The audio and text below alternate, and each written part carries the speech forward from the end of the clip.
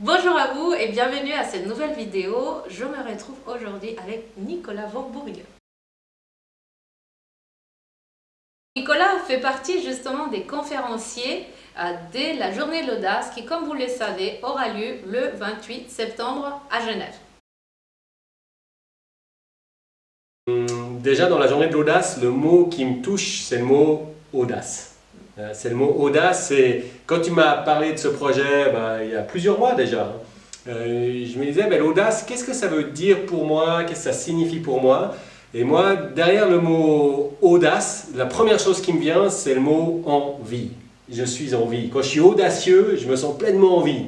Et quand je suis audacieux, je suis en vie et des fois je suis un petit peu inquiet. Des fois quand tu es pleinement en vie, tu te dis qu'est-ce qui va se passer, mais je suis vraiment en train de vivre. Et la vie, c'est quelque chose qui se croque à pleines dents, c'est quelque chose qui se vit dans la joie. Donc pour moi, derrière l'audace, il y a le mot envie, qu'on pourrait écrire en un mot, en deux mots, et il y a aussi le mot joie.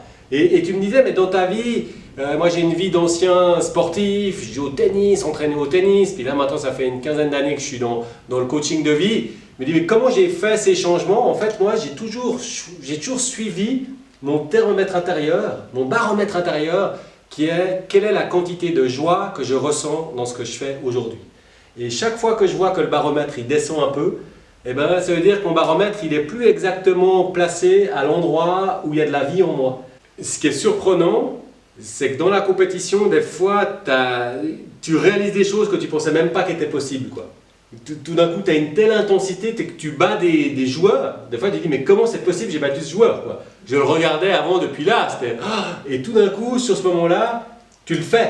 Et du coup, ça te donne une confiance en toi absolument extraordinaire. Et des fois, tu vis le contraire. Des fois, tu joues contre un joueur nettement moins bien classé. Et en fait, tu te rends compte qu'il vaut beaucoup plus que juste le classement. Donc, c'est aussi tout un travail sur quelle étiquette tu mets sur l'un, sur l'autre, comment avec ton mental tu te crées des scénarios de possible et pas possible. Et moi, ça m'aide aujourd'hui dans ma vie d'entrepreneur. Quand tout d'un coup, je me dis ça va être dur. Je me souviens des fois où je me disais que ce match va être dur et que je l'avais gagné. Donc, ça me donne des ressources incroyables, quoi. Rien n'est dur sans que tu décides que ce soit dur, quoi. Ouais. Donc voilà, ça me permet de... Ouais, il y a beaucoup de matchs de tennis où finalement, ce qui te fait gagner, je reviens au mot qu'on échangeait, qui est l'audace. Oui. Continue d'être audacieux, ose. Tu as écrit un livre. Comment il s'appelle ce livre? Beat the Loser. Et où c'est qu'on peut trouver ce livre? Durant la journée de l'audace. Durant la journée de l'audace. Il sera là. Vous pouvez le trouver aussi dans quelques librairies, il y en a encore, aussi sur Amazon. Mais le mieux, c'est de le trouver à la journée de l'audace et je vous ferai avec plaisir une dédicace. Voilà. Alors si vous voulez avoir le livre et puis en plus une dédicace de Nicolas, je vous invite à venir le 28 septembre. Merci en tout cas Nicolas pour ce partage.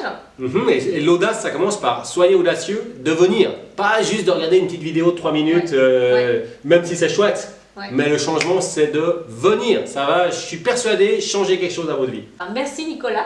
Avec plaisir, merci Sonia. Merci. Au revoir. Au revoir, à tout bientôt.